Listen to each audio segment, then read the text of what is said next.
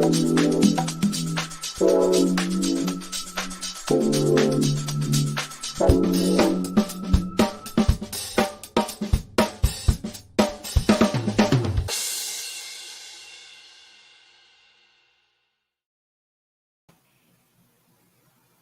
everyone. How are we all doing today? I'm doing good. How are you doing, Golden? I am doing really, really good. Got a fun big band playing tonight. No way. Yeah, it's going to awesome. be pretty awesome. And we're going to fit all 17 pieces of them on our small little stage. I like watching the brass players fight over where they're going to sit and play. Totally. It's awesome. That sounds awesome. Yeah.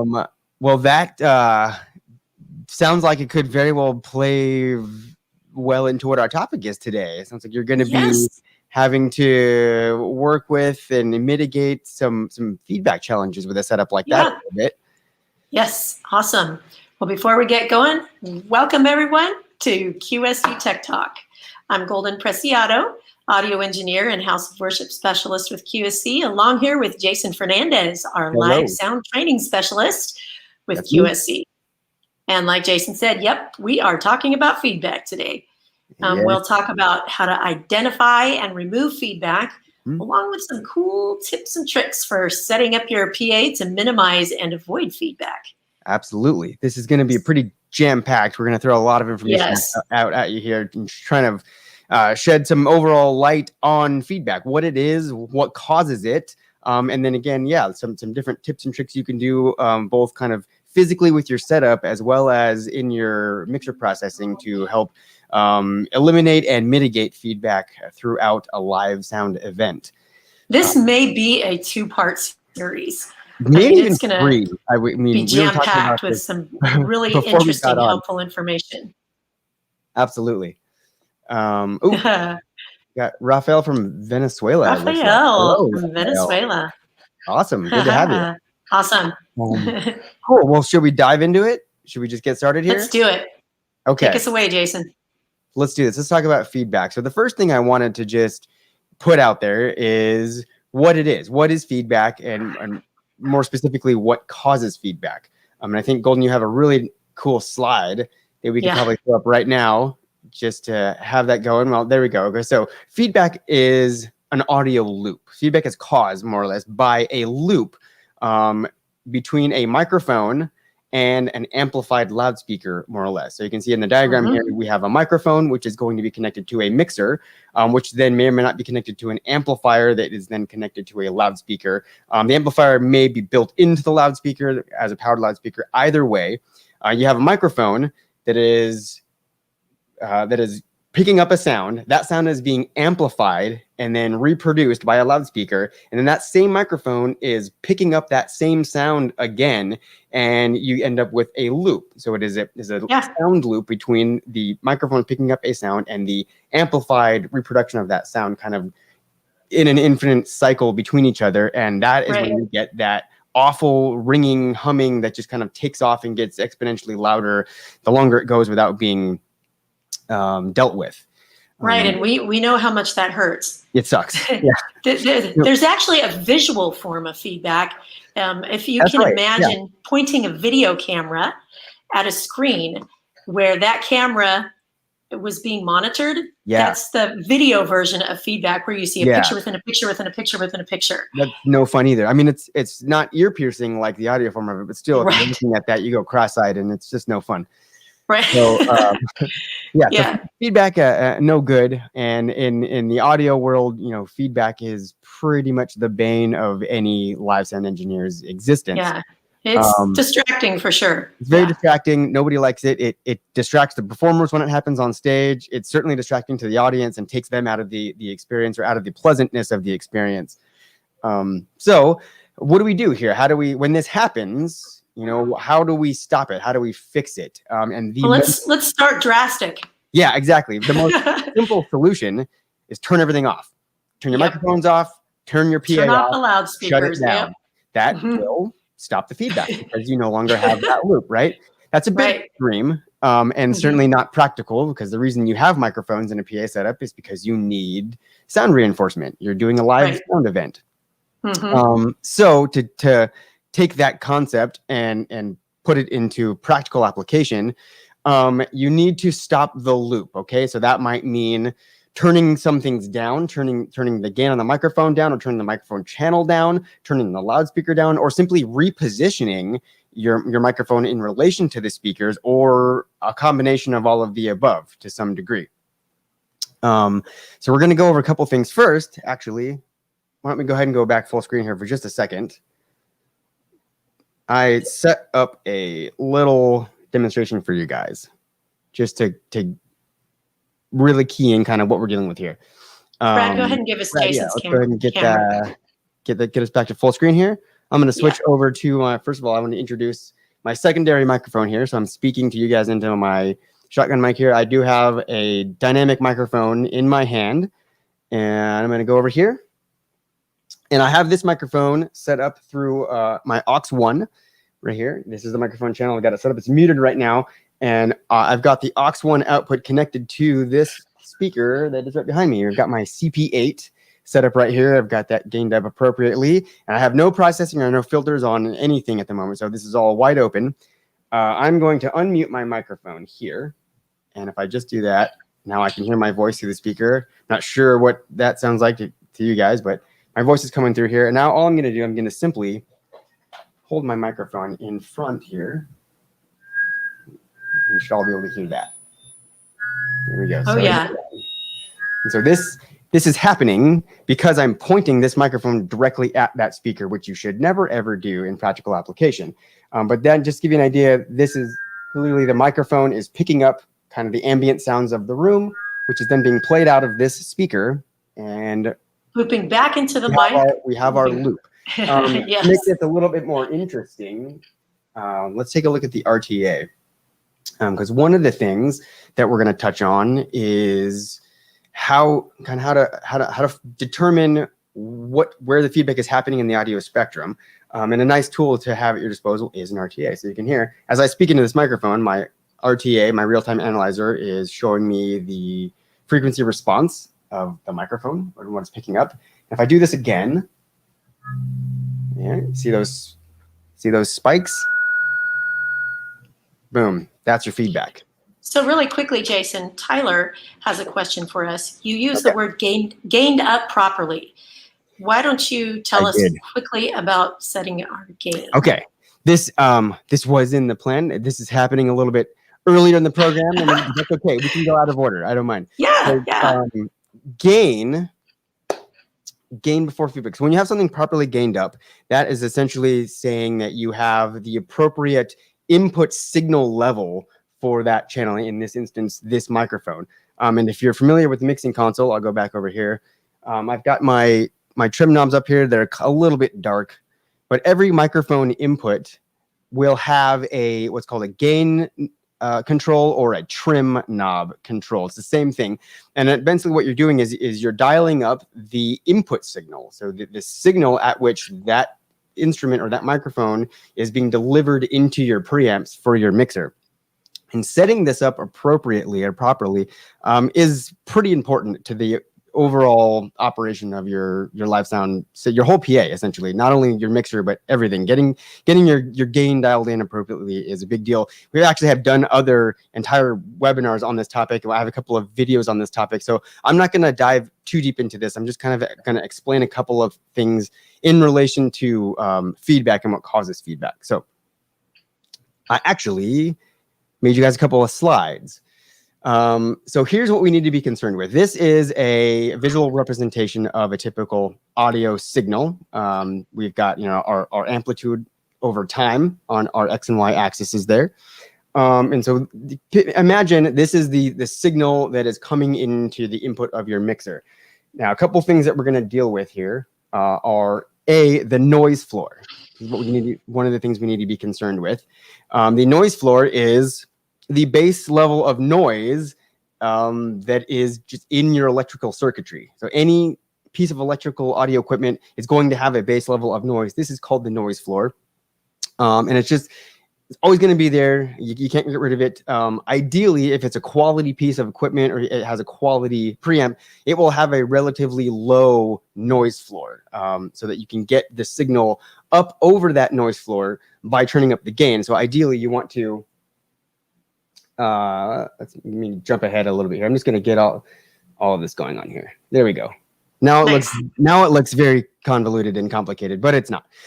So these are all the different aspects that we need to be paying attention to when we're setting our gain. Okay, and this is having a healthy understanding of these things can really help with setting up your gain appropriately, and in turn, if you have your gain dialed up correctly, it's going to help a lot with your feedback issues. So what we need to do here is get the signal up over our noise floor base, so that we're hearing more signal and less noise. This is called the signal to noise ratio. Okay, so the higher the ratio, am I saying this right? Is it higher the ratio or lower the ratio? Basically the more signal you're hearing, and you're not really, eventually it's going to tune out the noise. You're not going to really be hearing any of the noise base anymore. You're just hearing a healthy signal, and that's what you want. Up at the other end, you also have clipping. So if you turn it up too much, if you add too much gain, then the signal is going to distort. And basically that's when the signal coming into your input is at a level that is greater than what that input can handle in its electronics. Yeah. So basically, the louder the signal and the quieter the noise, the better your signal to noise ratio. That's all you need. And that's the least opportunity for feedback. Absolutely. If it's too low and you're getting too much noise, that puts noise in your system, and you're going to have to, if it doesn't come into your input at a healthy level, you're going to end up compensating for that in other ways down the signal line by pushing the fader up too high, or even pushing the main PA fader up too high, maybe adding some compressor gain in there, and that's just going to lead to a whole bunch of other kind of backwards gain stage issues that will oftentimes result in feedback. So get this right. Get a healthy signal level. Get it up above your noise, just below your level of clipping. So you've got a nice healthy signal with not a lot of noise in it. Okay. And so, FYI, anything that's not the original the source that you want to amplify, that is noise. So anything coming out of your speakers to a microphone, it's noise. That's all noise. The background instruments playing, if it's not what you're trying to mic, that's noise. So that also brings up the idea about good mic placement and good close mic proximity. That invites less noise and a stronger signal from the source that you're trying to amplify. Right. So let's get into that. Let's get into what can we do physically with our equipment. And you named it. So it has to be proper speaker placement in relationship to where the mics are, understanding your microphones and what type of microphones you're using, because there are different microphones that need to be used for specific applications. And then on top of that, and I'll talk about all this in more detail. Once you've done that, for step one, let's just say, make sure that your main PA speakers are in front of any of your microphones. Okay, so as I just did here, if the microphone is in front of your speaker, it's much easier for a feedback loop to get started. So make sure your main PA is out in front of your speakers. Step two, choose your microphones accordingly. And I'll circle back to that in a second. Step three, though, is once you've done that, we've placed our speakers. I know what microphones are doing. I know what the pickup patterns are, and we're good. Make sure that the proximity of that microphone to the intended source is very close, because the farther away your source is to your microphone, the more opportunity for additional noise to be picked up by that microphone. And even when you hear Jason talk and he backs off his mic, you can hear how the room noise is now invited into his mic. If I back up like this, you can still hear me. I sound farther away, but in addition to hearing me far away, you're hearing a lot more of the ambient. We're hearing, the reflections off the wall and everything else that you don't want. You don't want that. And all of that can cause feedback. All of that additional noise, those reflections, as you mentioned, and reflections happen, like if you do back away from the microphone, your voice has a direct path to the microphone, but it's also, it's going out everywhere. And so your voice, the sound of my voice is going to go, and it's going to bounce off my walls. It's going to bounce off my window, my ceiling, my floors, my desktop here. And all those reflections are eventually going to come back to my microphone at various times and at various volume levels. And they can cause all kinds of problems aside from feedback, but feedback definitely is one of the issues that you're going to run into. So if you've got a nice proximity to your microphones, that is just another winning step in the battle against feedback. Yep. Hey, let's give a shout out to Barry Hayward from Hey, Scotland. Barry, Scotland. How cool is that? That's very cool. It's evening over there, so he says good evening. Good evening. Yeah, very cool. So let's talk about microphones now. There are a few different types of microphones, and if you could, let's show that the slide that you have that just shows all the different pickup patterns. The polar patterns. That is what we need to be concerned with the most. There we go. Yep. So we'll just say there are a multitude of different types of microphones, and these various types of microphones are going to have different pickup patterns, meaning they pick up sound directionally around their capsule, their component. The first of which would be called an omnidirectional. You can see them all kind of laid out on the diagram there. But an omnidirectional microphone is going to pick up sound from all around it. So it does not care where the sound's coming from. It's just going to pick up everything in the complete circumference of like a lavalier mic.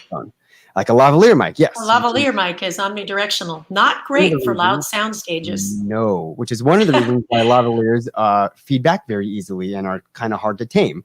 Yes, very much so. So you need to add often a lot of heavy processing on a lavalier, and you also, speaking of proximity, you want to make sure that if you're using a lavalier, that's pinned relatively close to the speaker's mouth. You don't want to have it like way down in the middle of the way through their chest or down by their belly, because that's just adding more distance between the intended source and the component. You're going to get a lot of other noise. And especially if it's a lavalier, it's picking up everything. It's picking up noise from everywhere. So that you got a big problem there. After that, you have what's called a cardioid pattern, which means it will reject. So it will pick up sound from in front of it, and then at a certain point, it will actually start to reject an incoming signal. And it does this typically kind of right around the back. We call it a cardioid pattern because the polar pattern ends up resembling sort of a heart. It looks like a heart. Yeah, it looks like a heart. It's kind of cute. Yeah, but you can see how there's a rejection pattern behind the heart. Mm-hmm. That's the null space. That's the null space, exactly. So if you know that and you understand that about your microphone, you can use that to your advantage. And I'll just show you the microphone I'm actually using here, the 58, is a cardioid microphone. It's a dynamic cardioid microphone. The SM57 as well, two probably most common microphones used on a live soundstage, are both polar pattern, have a polar pickup pattern. So it means, if I'm speaking into it here, it's rejecting the sound everything behind it. So so that's very, very good to know, especially if we're talking about monitors. Okay, so I mentioned the main PA speakers needing to be out in front of where our microphones are. That eliminates one problem. A floor monitor, however, is actually intentionally aimed at the performers, right? And those performers quite often will have a microphone. They're going to be a vocalist, or maybe they've got an instrument microphone or something. Yes, perfect. Thank you. So if we're using a cardioid dynamic microphone for our vocalist, let's say, we know that it's going to reject sound behind it. So we can position our monitor and aim our monitor as closely as we can to the null point on that microphone. So it's very, very a cardioid microphone. That's just straight behind it. Straight ahead of it. So if you've got this microphone, a common 58, there's sure SM58 here for your vocalists, have them on stage and position their floor monitor directly in front of where they're going to be standing and singing. Now, most vocalists kind of move around the stage, so it's going to require a fair amount of attention on your part as the engineer kind of throughout the performance to kind of keep an eye on that. But we'll get to that in a little bit. But for the most part, this is good. This is just another winning step in your fight against feedback. Make sure you're placing those accordingly. Here's the interesting thing to know, and you may not have thought about it too often, but it is good to know what the polar pattern of your microphones are, because you will place your monitors differently based on that. For example, in this diagram, on the right is a hypercardioid microphone, and you can see that it's It's got a pretty directional lobe up front. It has a null space right here, but there is a lobe in the rear. In the rear. So if you place a monitor behind a hypercardioid microphone, you're going to have a higher chance for feedback. But if you place them off to the side in the null point, you can get 6 to 10 more dB at some points by placing your monitor in the null space. So get to know your microphones. It's really easy to look up the instructions on them. Yeah. And if you buy your microphones new, it'll say right on the box or the packaging what the picket pattern is. If you don't understand the terminology or kind of what those polar patterns mean, the internet is a wonderful place. There's lots of information out there. Just look it up. You'll be able to find diagrams like this very easily. So we have the cardioid. We've got the hypercardioid. There's also a supercardioid pattern, which is very similar to the hypercardioid. Very similar to hyper. It just has a slightly smaller lobe in the rear, so you have a little bit more control over where the angle that you need to be pointing it at is. And then there's a bi-directional microphone, which is primarily used in recording. And that's kind of, you can see it looks like a figure 8 pattern there. So it's going to be picking up on the front and the back of the microphone equally, and it's going to be rejecting out of the sides. Yes, exactly. So definitely know your equipment. Make sure that you've chosen the appropriate microphone for your application and that you're angling your stage monitors at that microphone appropriately. After all of this, you've got a pretty good head start, and all we've done at this point is set up our equipment. We haven't even gotten into any processing anymore. Right. Let's jump into processing. Let's do it. This is where it gets fun. Okay. So once you've got this far, you're going to have a mixing console more than likely, and kind of no matter what console you're using, you're going to have some tools at your disposal that are going to help you to in your fight against feedback, namely an EQ. Most mixers are going to have an EQ on every input channel that you can use to EQ each individual instrument or sound source that's coming into it. It will also often have an EQ on its output. So you can use kind of both of these, to kind of build your mix, but also to help you get rid of feedback. As I kind of demonstrated on the touch mix earlier, what's happening when things are feeding back is you're actually getting the feedback loop is being caused at a very particular or at a particular frequency or a very narrow bandwidth of frequencies. It's not like your overall sound is kind of being picked up and creating this loop on its own. It's usually at a very specific frequency, that just one frequency is creating that loop. And that's why you either get that really high whining hum or a really low hum, depending on where that frequency is and where that spike is. So you can use various tools to figure out what those frequencies are when they happen, and then you can EQ them out or notch them out. It's called notching it out. And we actually talked about doing an entire another session and actually running through this process in real time. But just to really quickly kind of give you the general rundown of how this works is you've got everything set up, you got everything gained up appropriately and everything turned on. And if you're ringing out your main PA or your monitors, you're going to navigate to the mix output for that channel, and you're going to push that fader up kind of to the level that you want it to be running at during the performance. And hopefully by the time you get it there isn't feedback in it yet, but then you kind of continually push it up beyond that point until you cause feedback. What you're doing here is you're intentionally causing the system to feedback so that you can discover kind of the resonant frequencies that are going to be problematic. Where those offending frequencies are. Thank you. Yes, offending frequencies. And it's quite often you'll have an RTA like I showed you here. That can be a very, very helpful visual aid to kind of see this. Or if you've got a lot of experience and practice, you can simply kind of use your ears. Your ears over time will acclimate to be able to pick out specific frequencies. So you get the system to feedback. Your RTA will show you what that is. Here we go. We got a couple there. It's one real high. What is that? That was about 10K. I got a spike at 10K. So identified that on my RTA. Now I can go to my EQ, on my output, and I can take out a little bit of 10K. That'd be that guy. So I kind of just take that one down. And so now if I take out that frequency, and I'm using this particular EQ, I'm using my multi-band EQ, which is 28-band EQ that we have on our output here. Graphic EQ. There we go, graphic EQ. Graphic EQ, so that I'm eliminating the one frequency that is offending and causing feedback, but I'm not really affecting the overall mix or the overall sound of the output. And that's the key here. That's the goal, to bringing out a room or eliminating feedback in this fashion, or stabilizing the PA, which is the point of this. And then you would repeat the process. So I found one frequency. I would pull my fader down to the point of no feedback, notch it out, and then I would just keep running it up. And you do it 3 or 4 times until you kind of get all of the natural offending frequencies eliminated before the performance even starts, and the PA is essentially stabilized to itself.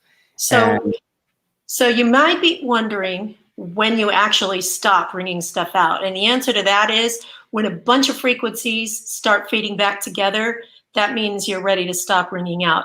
And it's usually only 4 to 5 frequencies that are going to be offending.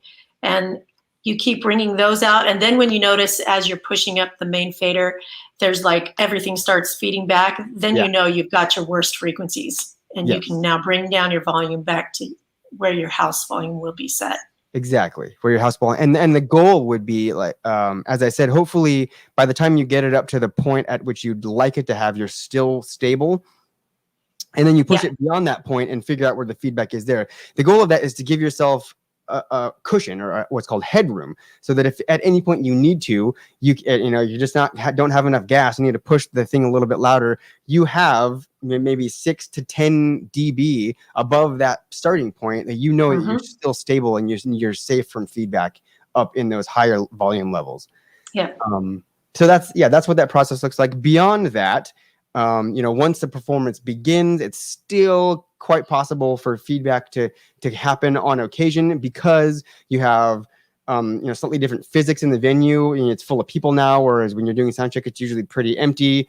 There's a lot more energy. The band on stage is probably a lot more excited, so they're playing a little harder. They're getting into it. The singers are probably moving around, so they're kind of stepping in and out of the appropriate pattern for their microphone to their monitor. So things can still happen, but by this point in the show, hopefully you've at least identified kind of where the problems are more likely going to occur, so that when it does happen, kind of where to look and how to assess what's happening. And so some of you might be wondering also, what microphone do I use on stage to do the ringing out? And you'll want to use a vocal microphone, a microphone that somebody's singing in or talking into. And sometimes, and this gets confused for some people, sometimes the phrase ringing out the room and tuning the system are used interchangeably, but they're actually a little different. They are. Ringing out the room focuses on feedback frequencies, whereas tuning the system includes dealing with feedback frequencies, but is also aimed at sculpting the house EQ so that your system sounds in line with your needs. For example, a jazz venue will be tuned differently than a rock venue, but will have used ringing out the room to at least identify the offending frequencies. Yeah. So ringing out the room is for feedback stability. Tuning a room is to flatten the frequency response of the room to your PA. So that you're getting the most accurate representation of the reproduced sound through your speakers in the space that you're in. That was a good clarification. Yeah, thank you.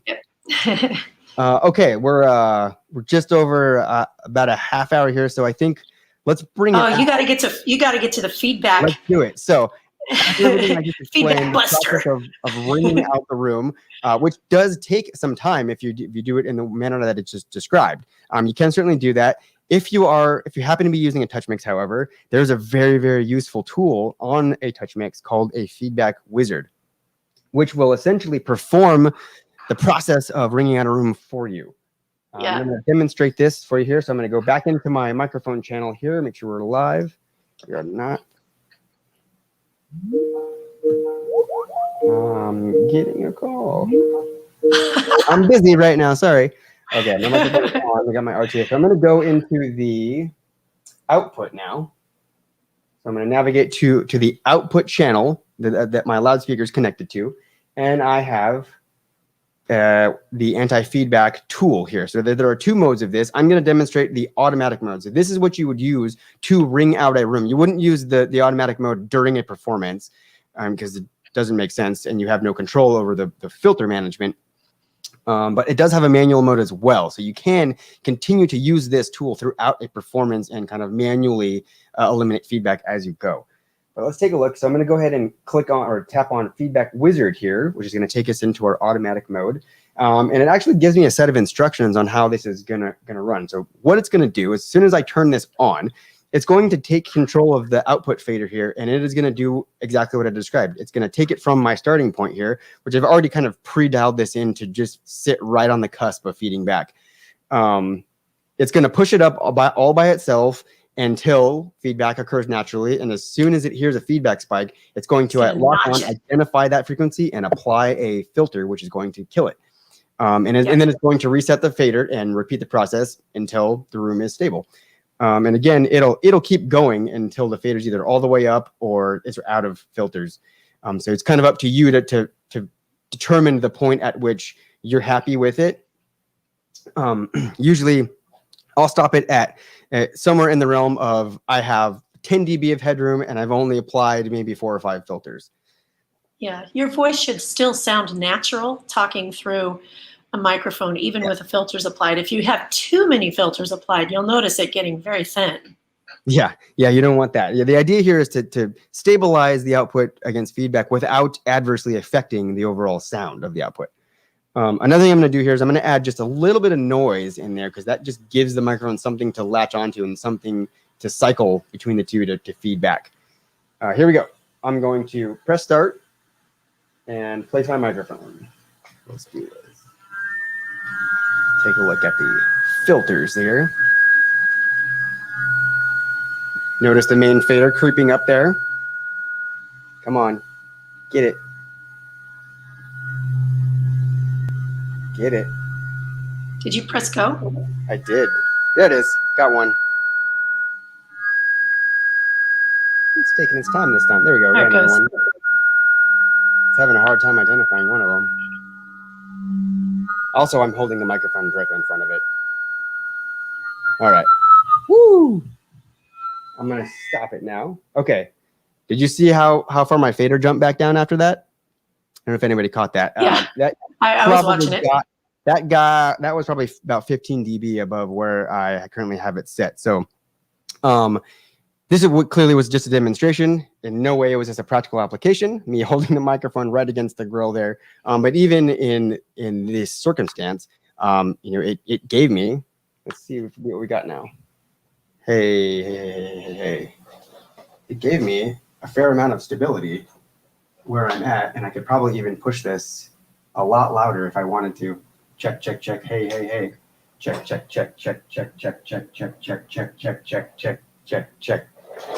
So, yeah, it's very useful. And then once I've used my filters that I need to kind of stabilize the system, you exit out back into this mode, which is manual mode, and you have this box up here that says manual kill. At any point during your performance, if you experience feedback and you've identified the output that it's coming from, you can go into the feedback wizard for that output, whether it's the mains or one of your monitors. It will have already locked onto the offending frequency, and all you have to do is hit that manual kill button, and it will apply the filter and eliminate that for you. Yeah. So Jay was telling his story that he's a drummer, and when he's running sound, he has the speakers in the right place in front of the band. But he goes to a number of places where the speakers are set behind the band, and feedback is a real problem. So he was asking, what do you do in this case when you just can't move the speakers? Hopefully a few of these things with ringing out the room will be able to help you. If it's an analog, go ahead. Yeah. If it's an analog board, you can still notch out frequencies using the sweepable mid on that channel. There's four buttons on your EQ. 4 dials on your EQ. The top and the bottom are fixed. So, but the middle two is your sweepable mid. So one is frequency. You can turn the gain up and sweep that frequency using the frequency knob across and hear where it starts to feed back, and then notch the gain down. Notch it down. And that's using your sweepable mid on an analog board. So you can do it on an analog board as well as a touch mix. Yes. And just, I know this is an analog still, but to kind of demonstrate a little bit of what you're describing here, I'm gonna take that. So here we can. That's a sweepable mid right there. The sweepable. So I'm sweeping the filter up and down the spectrum, and as soon as I land on that frequency, you should hear it kind of evaporate and go away. Now on an analog board, you don't get the cool graph to look at, but that's where you get to use your ears. Absolutely, yeah. Got a question for Darren here. He's asking if there are 8 filters available, is it best to try to minimize how many you use or let it continue to all 8? My advice would be, first of all, when you're ringing out the room, it shouldn't need all 8 if you've set your gain structure up appropriately. Usually, it'll take 4 or 5, really no more than 5 to kind of stabilize the PA2 itself. And really, there's no reason to not let it go all the way to 8, other than if you use all 8 when you're ringing it out, then you have none left to use if you need them once the performance starts. Because as I mentioned, after you ring out the room, you can still come back into the manual mode and apply filters as needed throughout the performance. But if you use all of them in the sound check, then you're out of luck there. So Darren, remember you're using a vocal mic to find these offending frequencies, a vocal mic on the stage. And if the vocal does not sound natural after you've applied 6 or 7 filters, then you probably want to not do so many filters. You'll probably be using around 4 filters. And remember, you're done notching stuff out when everything starts to feed back at once. There's usually about 4 to 5 feedback frequencies that are a real problem. And then after that, if you keep pushing up the volume to that fader, everything will feed back together. And that means you've caught the bad ones. Yeah. So then you can bring your fader back down to where concert volume would be. And your voice will still sound natural. Great questions. By cutting out the offending frequencies, what you're doing in essence is cleaning up your sound. You're providing more clarity to the loudspeakers. So this is a really great practice. Absolutely, yes. And I think that kind of runs us through it for this one. Like we said, we'll probably do a few more of these where we talk about feedback, including just focusing on how to clean up a monitor, and then maybe how to do your mains and various aspects of it. But hopefully this gave you a good understanding of what feedback happens, why feedback happens, and a couple of tips and tricks that you can employ to kind of beat it and get rid of it. Exactly, conquer it. So before we go, I wanted to let you know about a couple of our Facebook groups. We have our QSC Touch Mix group. So if you own a Touch Mix or are interested in owning a Touch Mix, or even if you don't own one but find yourself mixing on one, which is the case of all our engineers at Campus Jacks, this is a really informative group about everything Touch Mix. The other Facebook group that we have is hosted by QSC and myself. It's called Church Sound Training, and it was created for church sound volunteers. But the audio concepts here are universal and applicable across the board. In fact, one of the series I just finished up with is on feedback, and there's more detailed information and really informative posts that will make a lot of sense to you if you join that group and go through the feedback series. Absolutely. Anyway, we are stoked that you guys were hanging out with us, and we hope that you join us next week. Please do. Yeah, we'll have another really fun topic next week. I'm not going to ruin it and say what it is, but it's going to be a lot of fun. It's going to be a surprise. Definitely come back and check it out. Craig from Australia, good morning. Wow. Thanks for hopping on. Yes. Hopefully you didn't just jump on because we are about to sign off. But you may have to definitely go glad have back you and here. watch it, but Yeah, you'll be able to replay it. yeah. Barry, you're welcome. Glad you enjoyed it. And I think that's it. I think we're out, guys. Yeah. I Thanks hope for you hanging guys out. have an awesome rest of your day and night and morning, and have a good one.